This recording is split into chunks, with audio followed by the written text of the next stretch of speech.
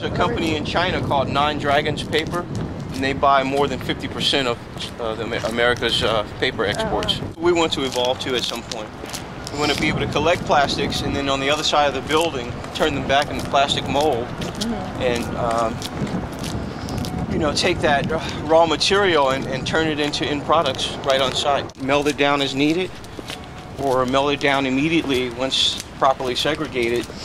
You know you got 99% high density polyethylene. Melt it down and then you know, form it back into containers and that sort of thing. Maybe become a container supplier. What we have in this office too is recycled. The table was in the trash and we pulled it out and resurfaced it with veneer and metal siding. The chairs were also throwaways and we restained them. And you know, a lot of the art you see here and the sofa, all throwaway stuff. We've been working out on a new campaign.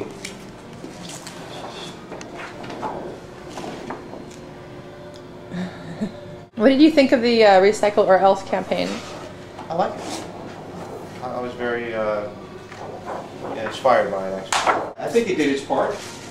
You know, it didn't have to carry the load by itself. I think probably Al Gore has probably had the most impact of any individual movement on today's generation of people.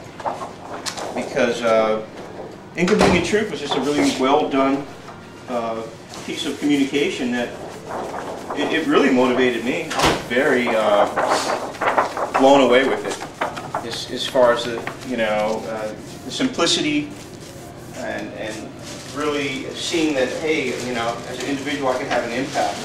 And it frightened me also because I didn't become, you know, suicidal or anything like that, but I was certainly depressed.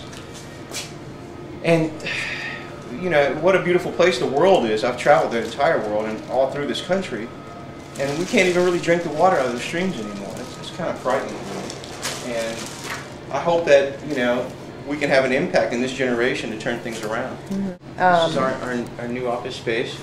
We're in the middle of construction, actually, where we do our administration in this area here.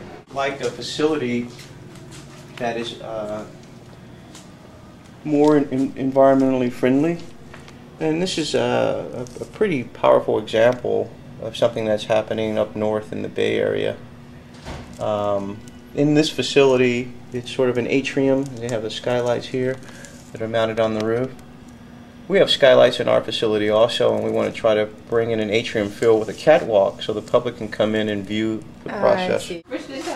So Marcus, you said you're going to some restaurant thing. Even though I failed to invite you to our slow food mixer last night, yeah, I'm disappointed. Will you do me the honor of a quick interview? Sure. Okay, so Marcus works for Recon Recycling. What do you do here? I have been heading up the operations part, which is dealing with all the collections, sorting, and selling back of recyclable materials, and making sure that all those materials that are recyclable get recycled. Okay. Well, after everything's sorted and separated, then the selling comes in when we have enough things to sell to make it worth it to go to this buyback place. Oh, okay. Because this is just a collections business, and then there's buyback businesses of recycling that buy your stuff back, like your cans and your bottles and all the CRV stuff that most people are familiar with when it comes to recycling is more widely known, but we also do all the non-CRV plastics like milk cartons and oil cartons, tin cans, So the which have a variable market value. Like last month they were worth a lot more than they were, like 8 times more than they were this month. I think it's a global issue, like the global market for shredded cardboard or steel.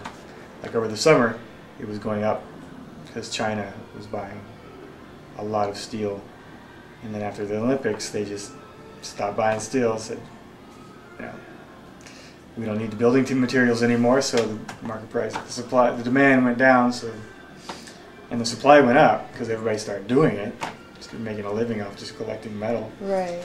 and then the market just fell out, just like the stock market. And you have to have so much volume of stuff to make it worth it to go to the place. Like for the glass and CRV place, we have to have at least 3 boxes, which are at the place we go to, they have these huge boxes for glass, and about 6 trash cans this high of glass equal 1 box.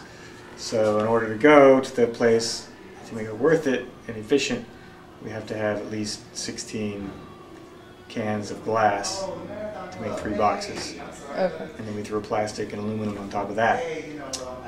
Same with aluminum, we have to have so much aluminum to make it worth it to go down to the place if we compile it.